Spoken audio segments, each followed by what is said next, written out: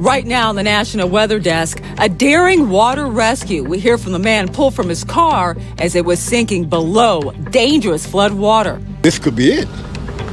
I can't open the window, and the doors won't open. We'll look at ways you can stay safe in sudden flash floods. Only 6 inches of fast-moving water. That's all it takes to take a person down. And it's pumpkin season. We'll find out why this year could see some record-setting pumpkins. Gotten a lot more rain this summer, it seems like, than normal. But luckily we didn't get those heavy rains that some people got, and it was just right. And a look at this year's fall foliage forecast. From our nation's capital, this is the National Weather Desk. Good morning and welcome to the National Weather Desk. I'm Angela Brown. We begin today in Louisiana, where more than 100 firefighters are battling a massive 160-acre wildfire that's been burning for more than a week now. A state of emergency has been declared for areas south of Baton Rouge because the blaze is threatening homes and burning along a major highway. Crews have been working to contain the fire since last Sunday. So far, no injuries have been reported. But over the weekend, a local fire chief said crews had to break away from fighting the wildfire to handle more than a dozen other fire calls. And now to an update to a story that we told you about yesterday. A Georgia man is sharing his story after he says first responders saved his life after his car got trapped in flood waters in Atlanta and then quickly filled up. It happening during heavy rain last week. Molly Oaks has a story. The wipers was going 100 miles an hour. And basically, I did not see it coming. But what Bernard Johnson did see was the water getting higher in his car on Peachtree Street. And then it started getting to my shoulder blades. And then the doors wouldn't open. I had a canister. I'm trying to smash the windows in. That wouldn't work. So now I'm starting to panic. Bernard says he thought it was the end. This could be it. I can't open the window, and the doors won't open. Water moves quick. It can take a turn in seconds. Thankfully, an officer and a firefighter moved faster. I did not know there was an occupant in the car until I noticed that the car then started to drift, and then I can hear shouting. That's when Officer Rhonda O'Brien saw Atlanta Fire Rescue Captain Terrence Simon already in the water. That man's life was on the line. In 4.5 feet of water, they told Bernard. Turn his face because I knew at which point I was going to actually break the window. Cut my head, and it just pulled me out. Come on. If you ask Brian and Simon if they think they're heroes. No. Why not? Because we train for this. This is what we this is what we do. But the man they saved? Oh, yeah. Disagrees. So do you know what to do if you are driving and the street started to flood? Let's turn it over to meteorologist Marshall McPeak for ways you can avoid flood dangers on the road. Only 6 inches of fast-moving water. That's all it takes to take a person down, knock you right off your feet and carry you downstream. Then, if you've got 12 inches, so a foot of water, that can carry away a small car, even a small SUV. Big SUVs, even large vans, it still only takes about 2 feet or less. And then that can get washed away. So this is why it's better to turn around, don't drown, because a lot of that water can really have a big impact. Now, the other thing is you don't know what's under the water. We see this a lot, where there's some flooding around. You've driven on this road a million times. You know it like the back of your hand. What you may not realize, when it's flooded, there's things lurking under the water. It only takes 1 inch of rain per hour to create some flash flooding. But even on roads that you know well, when they're flooded, things like, say, this manhole cover. Well, if that's washed away, you can't see that under the water. Or if the road itself has been washed away, the water is hiding that. Next thing you know, you can drive into that and find yourself trapped. So again, turn around. Don't drown. You don't want the water carrying you or the car away. Be safe. Anytime you see high water, make sure you avoid it as best as possible and find a different way around. And a water warning for folks along the California coast. There's a beach hazard, what's known as sneaker waves. People who are on rocks, Jetties or beaches can be swept into the sea by large, unexpected waves. The large waves are caused by swells from a storm far away, and in fact, larger waves will become the norm as we move towards fall and also winter. So now's the time to really be thinking about, when you go to the beach, what are the actual wave conditions out there? We're not going to have these small waves anymore, short periods maybe, but generally our seas get much bigger as we go through the winter season. And if you're going to be by the water, check the forecast before heading to the beach. Keep a respectful distance from the ocean. Avoid steeply sloped beaches and never turn your back on the ocean. In West Palm Beach, a wildfire sanctuary is relocating, and one of the major factors when it comes to animal safety is the weather. Cara Duffy explains. It was a team effort to make it all happen. Crews used a forklift to load up the bears onto moving trucks provided by Good Greek Moving and Storage, each bear weighing about 300 pounds.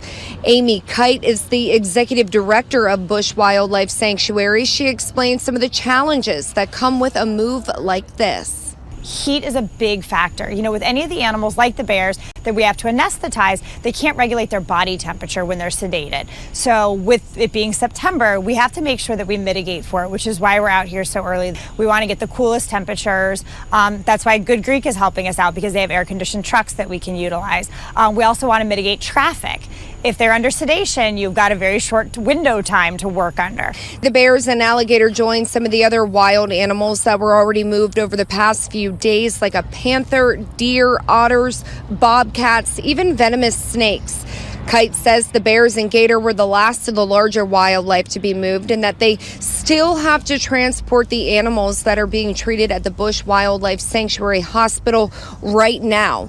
Now, we are told that this facility is 3 times the size of the old one. It is set to open back up to the public mid-October, so just a few weeks to go.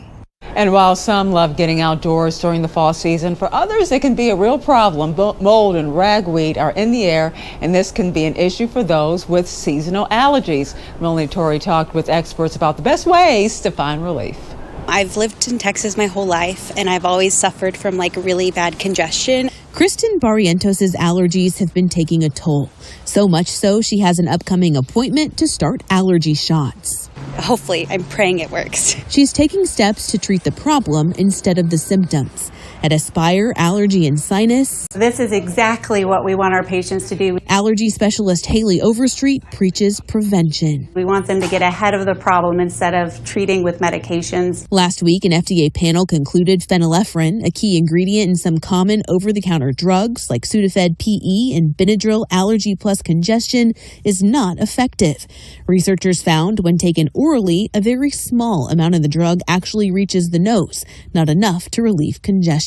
For a lot of this, that's okay because it also increases blood pressure and heart rate, and there's other reasons we don't want our patients to take that all the time anyway. Overstreet says if you need relief now, nasal rinses and sprays are your best bet. If they're doing nasal rinses on a daily basis in the evenings during their worst season, that can help not only treat but also prevent symptoms.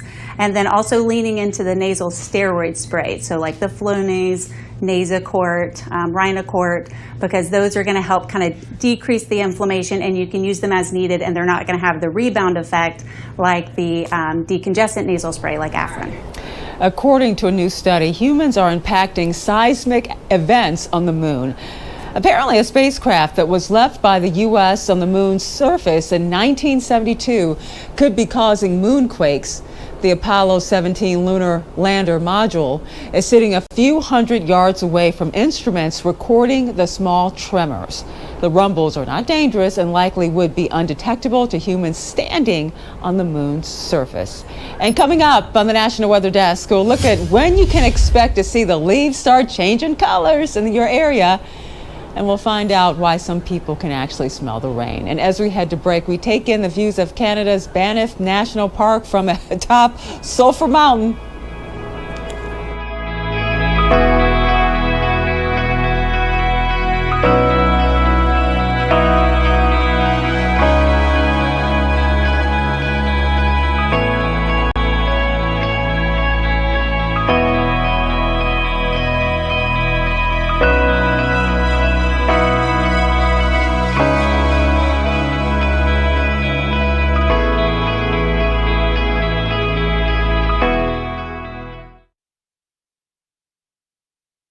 I'm meteorologist Charlie Lopresti. We look at the Northeast. Most areas in the Northeast today will top out in the 60s and 70s. Will be warmer closest to the coastline over eastern areas because of a stiff westerly wind. That might be the only complaint today. Best chance for a few showers will be in northern New England. There'll be more clouds there. Most of the Northeast will see a fair amount of sunshine return. That's 1:30 in the afternoon. Winds will be lighter on Wednesday. High pressure builds in. Look for a lot of sunshine with temperatures again in the 60s and 70s. Enjoy. I'm meteorologist Jonathan Myers, and here's a look at the Mid-Atlantic region. Up and down the 95 corridor, starts off cool, but a gorgeous day on the way. Wall-to-wall sunshine, and temperatures likely well into the 70s for most locales. Looks like Baltimore all the way down to Richmond, all the way up to Philadelphia, lots of 70s. But as we head into the evening, dropping down into the 60s and low 70s. Sunshine nice is what we'll call it as fair weather high pressure becomes our latest weather maker and stays for several days. That's the scene here. I'm meteorologist Vetus Reed. Here's a look at your southeast forecast highs for the day. Raleigh, 83 degrees, 85 in Charleston. Pensacola, about 88 degrees. Nashville, 82. Mobile, 90. Plenty of sunshine up across parts of the southeast. We're seeing hot temperatures down in Tampa and West Palm. Cold front's going to continue to move slowly south, but it's going to stall out over parts of Florida. So we're going to see a lot of sunshine over Tennessee and the Carolinas and Georgia, but there will be rainy conditions down over parts of the south, especially from Orlando south.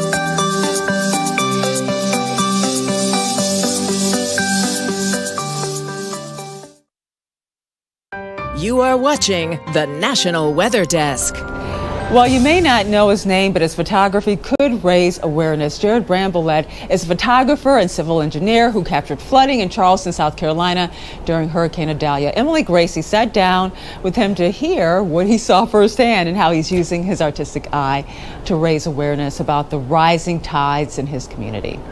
It was kind of the intersection of working on some large drainage projects for the city of Charleston years ago, being out, observing it.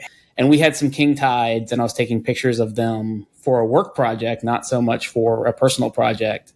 And then it all just kind of intersected, and the cross-section of photography, along with my background as an engineer, led to kind of documenting the different types of flooding we see. A photo I had of Irma back in 2017 was really the only photo I would say that I've ever truly gone viral. It was water on both sides of the battery. And so it was, that one kind of took a life of its own. But it also, I think, gave me the flood photographer reputation that I have here locally. Can you talk about Idalia? Because this was a one for the record books as far as storm surge in Charleston, with the tide, with the rain, with the storm coming in. I was trying to be safe. I have waders on. I was actually on a bicycle. And there was a moment when I was leaving my house to go down. It was as the surge was really starting to come in that the gust of wind came through. And I was like, maybe this isn't the safest idea. Maybe this isn't the best idea. And I was like, let's be safe and make it through. And luckily the wind never really picked up more. And that was one of the only really rough gusts I saw where I really felt unsafe. It's the 5th highest tide we've ever seen. Almost. It was within an inch, I think, of Hurricane Matthew's surge back in 2016. Just seeing that volume of water come in and kind of surround places that you normally see dry is pretty wild. Does what you see in the evening when you go out and shoot high water affect what you're doing at work? It definitely informs, I think, how I look at it. You can keep the water out to a certain point, and I think we need to be exploring that. And so looking at ways to sustainably and resiliently manage the water kind of inside whatever you build to keep the water out. It's kind of a double-edged sword. You don't want to build a bathtub that's going to flood when it rains just to keep the tides out. So it's kind of balancing that pattern. And I think that's what you're seeing people, a lot of coastal communities kind of fight and deal with. And to hear more from Jared about his experiences in shooting high water, check out our podcast, Off the Radar. This week's episode is all about high tide flooding, and you'll also hear from a NOAA scientist about the trend in rising tides. Find Off the Radar wherever you get your podcasts. You can also check out Jared's images on his websites, meanhighwater.com. Well, we all know that too much rain can cause flooding, and the sooner we know that rain is on the way, the better we can prepare. But some people say they can tell rain is coming our way without the forecast because of the smell. Is there any truth to this? Let's turn to meteorologist John Gum to find out. Well, you know the smell, don't you? That distinctive smell of rain. When you're outside and it rains, you know what I'm talking about. So what exactly is that? Well, it's likely one of three things. First of all, we've got bacteria in the soil. Yes, bacteria down in the soil. And those bacteria secrete something called geosmin. And when it rains, that earthly smelling chemical is released into the air. Also, during dry spells, plants produce something called petrichor. And when it rains, that petrichor also gets released into the air, and it has a distinctive smell. Finally, lightning can create the smell of rain. When lightning strikes, it can split oxygen molecules into individual atoms, and those combine with oxygen to create something you've heard of. It's called ozone, and that too has a distinctive smell. So the next time you're outside and it rains and you smell that smell, breaking down the science, you know it's either petrichor, geosmin, or ozone that you're smelling, or perhaps a combination of all three. And usually when we think of rain, we also think of lightning, but does lightning require rain to form? Meteorologist Violet Skyber breaks down the anatomy of lightning and how it forms. Let's talk about the anatomy of lightning and how it forms. It's a pretty complex process, but it forms over a very short period of time. Now, let's talk about the electrons. We have negative electrons in the base of the cloud, positive electrons at the ground. And electrons begin zigzagging downward, known as a stepped leader. That's what we call it. And as the leader nears the ground, it draws a positive charge upward. And as the leader and the streamer begin to merge, a powerful electrical current flows very quickly. The return stroke is what we see, that flash of lightning, and it can travel at 60,000 miles per second. And not only that, but this process may repeat several times along the same path, causing it that flicker of lightning that we see. And keep in mind, this entire process all occurs in less than a second. It is very, very fast. And we also have different types of lightning as well, not just from the base of the cloud to the ground. We have intracloud, which is from the top to the base, cloud to ground, which is uncommon from the top of the cloud to the ground, but common from the base of the cloud to the ground. We also have ground to cloud, which is very rare, and cloud to cloud, which is very uncommon as well.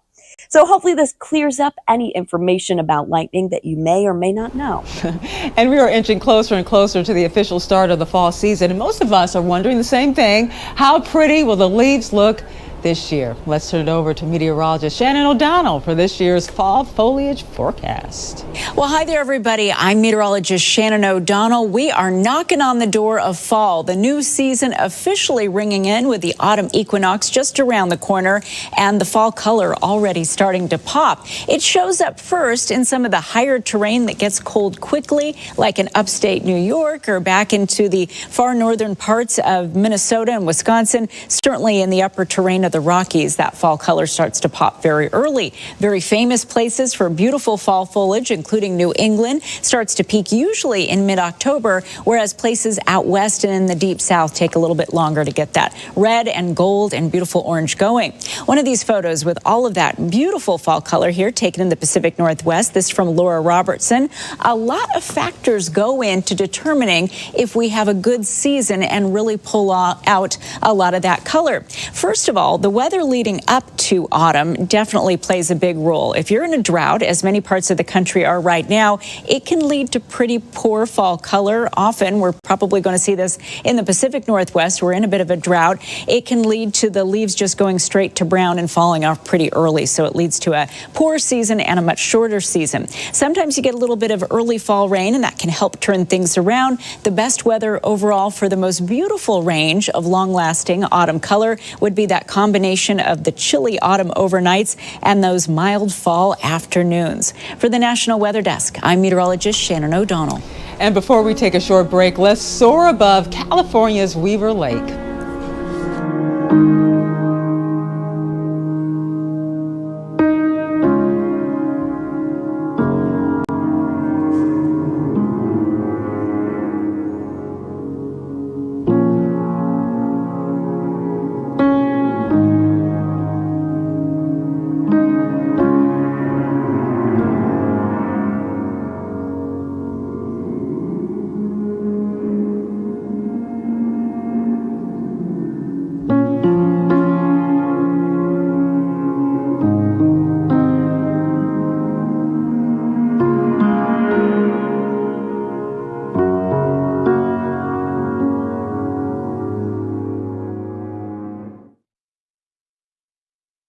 Good Tuesday morning, everyone. I'm meteorologist Andrew Buck-Michael taking a look at what you can expect across the Midwest for the coming days.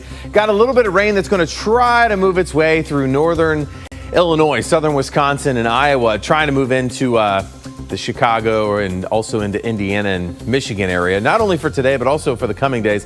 Got a couple pockets of rain. Most of us are in the 80s, though, and 70s for the next few days, and still dealing with a few disturbances across the central part of the Midwest heading into your Thursday. Good morning, I'm meteorologist Alex Garcia. Here's a look at your regional weather. Things are getting started a little cool from Amarillo back over to Little Rock into Shreveport with temperatures into the 60s. Everybody else sitting into the 70s. A very weak system is sitting out across Texas, Oklahoma, and Louisiana. Could fire up a few little afternoon showers, but that's pretty much it. Otherwise, temperatures will go right back up again to low summer-like levels. I'm meteorologist Alex Garcia, and that's a look at your regional weather. Good morning. I'm meteorologist Rebecca Stevenson. Here's what's happening across the West. We have below seasonal average temperatures cooling down quite a bit in the Pacific Northwest all the way down the California coast. But as some of this cooler air is working its way down towards the south, we are getting some showers and thunderstorms popping up mainly around the Rockies. Otherwise, it's mostly dry for the west, save for a new front in the Pacific Northwest with light rain. That's the scene from here.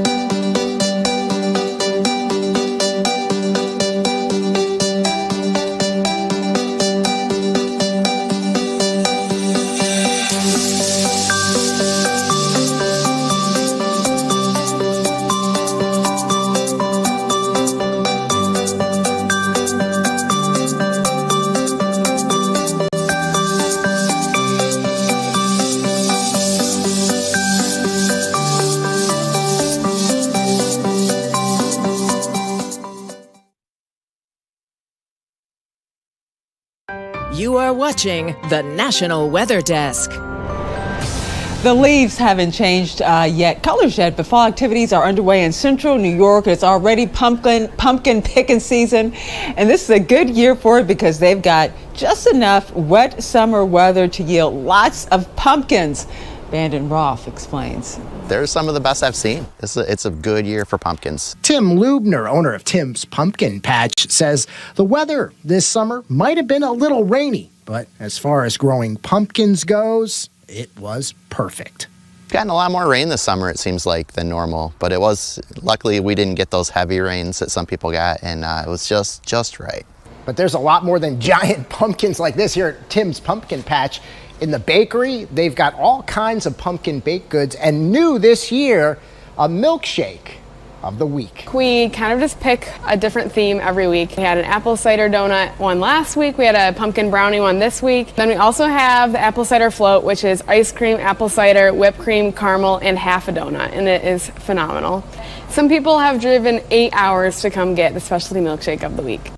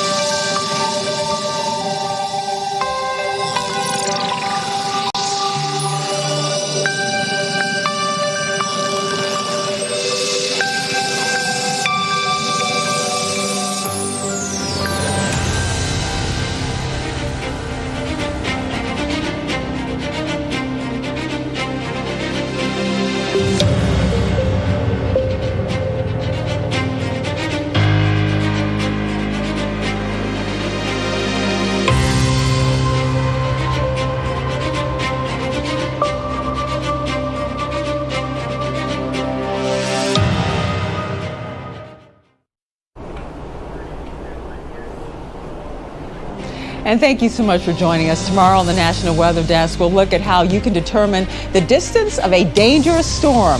I'm Angela Brown. Make it a great Tuesday, and we'll see you right back here tomorrow.